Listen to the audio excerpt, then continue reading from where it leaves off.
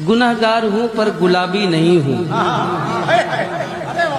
गुनहगार हूं पर गुलाबी नहीं हूं, शराबी हूं लेकिन वहाबी नहीं। अपने सुन्नी लोगों के हालात जो हैं वही बड़े नाकाबिल बयान हैं। अभी साल 2 साल पहले मैंने सुना था एक सुन्नी मौलवी ने कहीं किसी मजलिस में प्रोग्राम में ये कहा कि हमारे मदरसे के लड़के, मदरसे के तलबा बेनमाजी हो सकते हैं मगर बदमज़हब नहीं हो सकते। बेनमाजी हो सकते हैं। अब सुनने को मिला कोई शायर है खुलेआम जलसों में ये कहता घूम रहा है कि मैं शराबी हूं लेकिन वहाबी नहीं हूं, शराबी हूं। जलसों में कह रहा है मैं शराबी हूं। लोग सुन रहे हैं, पैसे भी दे रहे हैं, समझे आप? ये वहाबियों का रद्द नहीं हो रहा है। ये कहना कि हमारे मदरसे के तलबा बेनमाजी हो सकते हैं, वहाबी नहीं हो सकते, बदमज़हब नहीं हो सकते, मैं शराबी हूं वहाबी नहीं हूं, ये वहाबियों का रद्द नहीं हो रहा है। ये सुन्नियों को बेनमाजी बनाने और शराब पीने की शर्त दी जा रही है,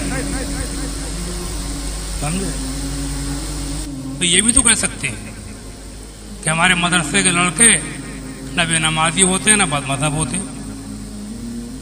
कह सकते नहीं कह सकते? बोलते को नहीं?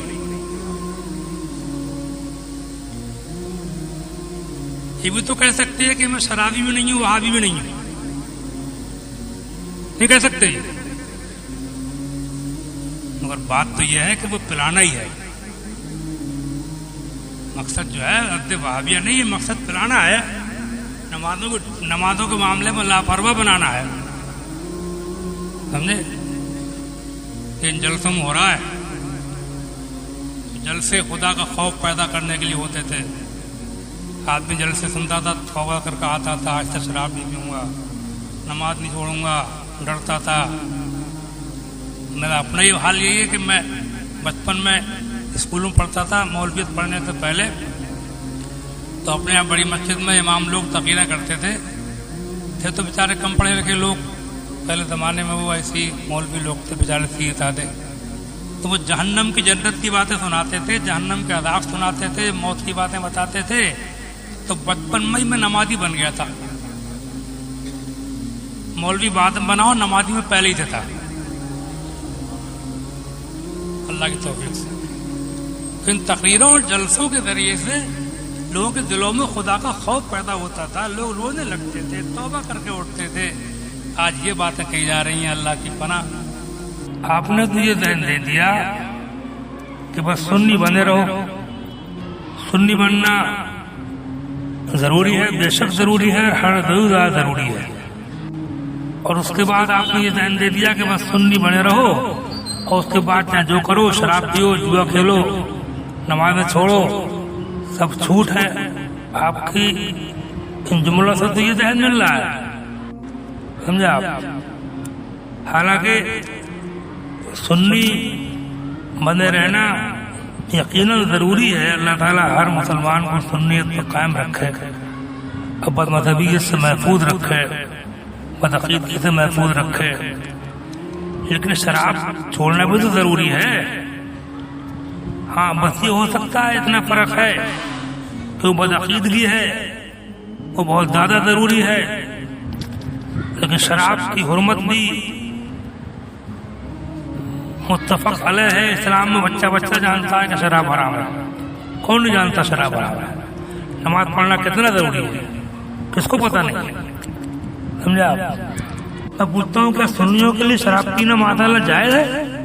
क्या उनके लिए नमाज छोड़ना जायज है? भाइयों, खुदा के लिए रहम करो, अल्लाह आप पर अपना फजल फरमाए।